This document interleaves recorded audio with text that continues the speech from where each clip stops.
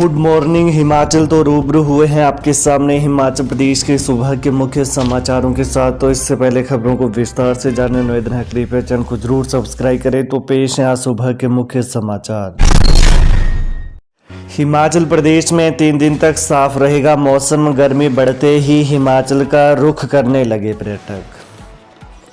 हिमाचल प्रदेश में अगले 3 दिन मौसम साफ रहेगा। 21 मार्च से मौसम में बदलाव आने के आसार हैं। गर्मी बढ़ते ही मैदानी राज्यों के पर्यटकों ने हिमाचल का रुख करना शुरू कर दिया है।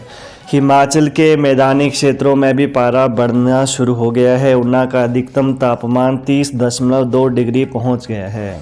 वहीं मौसम विभाग ने आज से बुधवार तक प्रदेश के मध्यम और निचले इलाकों में मौसम साफ रहने का पूर्वानुमान जारी किया है। हालांकि आज और कल उच्च पर्वतीय इलाकों में कुछ स्थानों पर बारिश और बर्फबारी का पूर्वानुमान है। गुरुवार से मध्यम और ऊंचाई वाले क्षेत्रों में बारिश बर्फबारी की संभावना जताई गई है। 23 मार्च को मैदानी क्षेत्रों में भी बारिश का पूर्वानुमान जारी किया गया है। हमीरपुर के लंबलू पंचायत के 81 वर्षीय प्रधान ने नशे पर लगाई रोक। लंबलू पंचायत के 81 वर्षीय बुजुर्ग प्रधान करतार सिंह चौहान ने नशे पर रोक लगाकर पंचायत को नशा मुक्त बनाने की पहल की है। पंचायत में नशे पर रोक के लिए प्रधान ने प्रत्येक वार्ड में नशा मुक्त कमेटियां बनाई हैं। इन कमेटियों का जिम्मा सामाजिक महिला कार्यकर्ताओं को सौंपा गया है ताकि पंचायत में नशे पर रोकथाम लग सके। वहीं धूम्रपान मुक्त परिवार को आदर्श परिवार के नाम से सम्मानित भी किया जाएगा। बता दें, कमेटियों का जिम्मा संभालने वाली महिलाएं घर घर जाकर महिलाओं से संकल्प पत्र पर हस्ताक्षर ले रही हैं कि उनके घर में कोई भी व्यक्ति धूम्रपान और अन्य नशा नहीं करता है। संकल्प पत्र पंचायत भवन कार्यालय में जमा करना होगा। वहीं यदि किसी घर में कोई व्यक्ति नशा करता है तो महिला कार्यकर्ताओं को पंचायत को विश्वास दिलाना होगा कि निर्धारित अवधि में वो नशा मुक्त अभियान में भागीदारी देकर नशा करने वाले व्यक्ति का नशा छुड़ाएंगी। प्रधान करतार सिंह चौहान शिक्षा विभाग में शिक्षा उपनिदेशक के पद से सेवानिवृत्त हुए हैं। सड़क हादसे में घायलों को अस्पताल पहुंचाने पर इनाम। एएसपी बोले मदद करने वाले पर नहीं दर्ज होगा केस। सड़क हादसे में घायल को गोल्डन आवर में अस्पताल पहुंचाने पर सरकार 5,000 रुपये इनाम देती है। अगर आपने सड़क हादसे के शिकार व्यक्ति को गोल्डन आवर यानी हादसे के घंटे भर के भीतर अस्पताल पहुंचा दिया तो आप 5,000 रुपये इनाम के हकदार हैं। यही नहीं, आपने यह नेक काम को जारी रखा तो आपको उन घायलों की दुआ के साथ गोल्ड स्मार्टिन का सर्टिफिकेट और 1 लाख रुपए तक का इनाम भी मिल सकता है। बता दें, एसपी टीटीआर नरवीर राठौर ने बताया कि मोटर वाहन संशोधन अधिनियम 2019 की धारा 134 के तहत मोटर वाहन की वजह से सड़क हादसे में घायल व्यक्ति को अस्पताल ले जाने वाले शख्स पर उस घटना के लिए किसी भी तरह का सिविल या क्रिमिनल केस नहीं चलेगा। अस्पताल ले जाते वक्त किसी तरह की लापरवाही से अगर घायल व्यक्ति की मौत भी हो जाती है तो भी उसे अस्पताल ले जाने वाले व्यक्ति पर केस नहीं होगा, न ही पुलिस पहचान बताने का दबाव डालेगी। प्रदेश में 4 अप्रैल से शुरू होगी गेहूं की खरीद। कांगड़ा में 4, सिरमौर, ऊना, सोलन जिला में बनाए 2 केंद्र। प्रदेश में 4 अप्रैल से किसानों से गेहूं की खरीद शुरू हो जाएगी। राज्य नागरिक आपूर्ति निगम द्वारा किसानों से गेहूं की फसल की खरीद की जाएगी।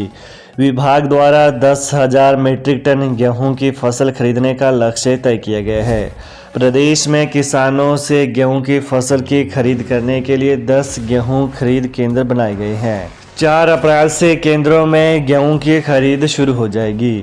गेहूं की खरीद प्रदेश में 10 मंडियां बनाई गई हैं, जिसमें अनाज मंडी फतेहपुर, मिलवा, इंदौरा, रियाली, नगरोटा, बगवां, टांडा, खोली जिला कांगड़ा, धोला कुआं, पांवटा साहिब जिला सिरमौर, मार्केट यार्ड नालागढ़, मलपुर बद्दी जिला सोलन तथा मार्केट यार्ड टकारला रामपुर जिला ऊना शामिल हैं। इन मंडियों के माध्यम से किसानों से गेहूं की फसल खरीदी जाएगी। प्रदेश में किसानों को न्यूनतम समर्थन मूल्य 2,275 रुपये प्रति क्विंटल तय किया है।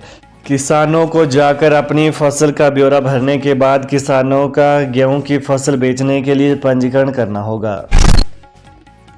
स्कूलों में तय होगा आपदा प्रबंधन प्लान। शिक्षा विभाग ने प्रधानाचार्य मुख्य अध्यापकों को लिखा पत्र। प्रदेश के हर शिक्षण संस्थान के लिए आपदा प्रबंधन प्लान बनेगा। शिक्षा विभाग ने इसके लिए स्कूल से टी प्रोजेक्ट का नाम दिया है। प्रदेश के स्कूल प्रधानाचार्य और मुख्य अध्यापकों को अपने अपने स्कूलों का प्लान तैयार कर निर्देशालय भेजने को कहा गया है। इसमें कहा गया है कि यदि कोई प्राकृतिक आपदा आती है तो स्कूलों के पास इससे निपटने के क्या साधन हैं।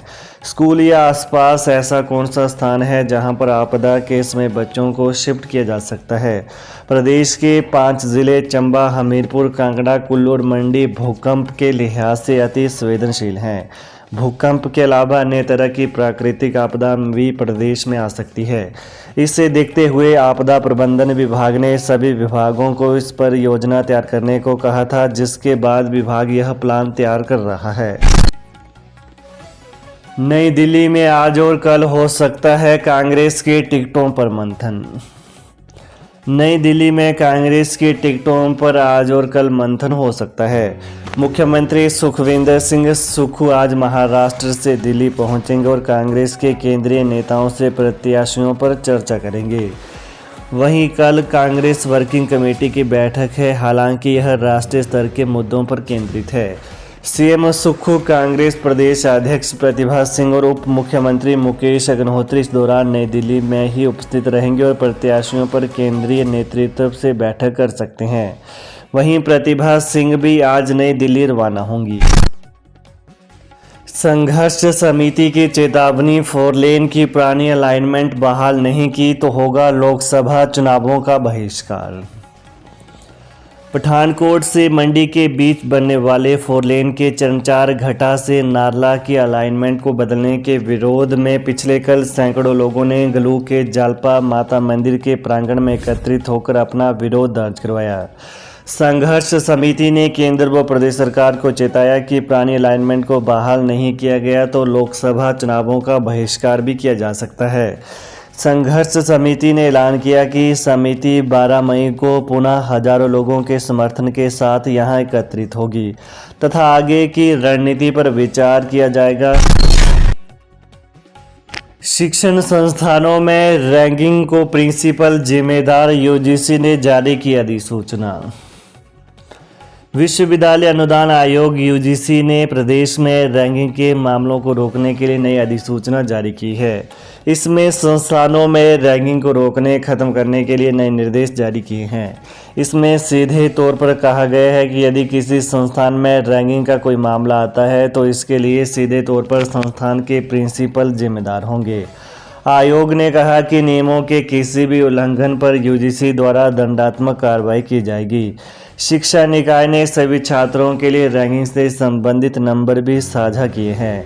एंटी रैंकिंग हेल्पलाइन नंबरों की जांच करने के लिए उम्मीदवार यूजीसी की आधिकारिक वेबसाइट पर जा सकते हैं।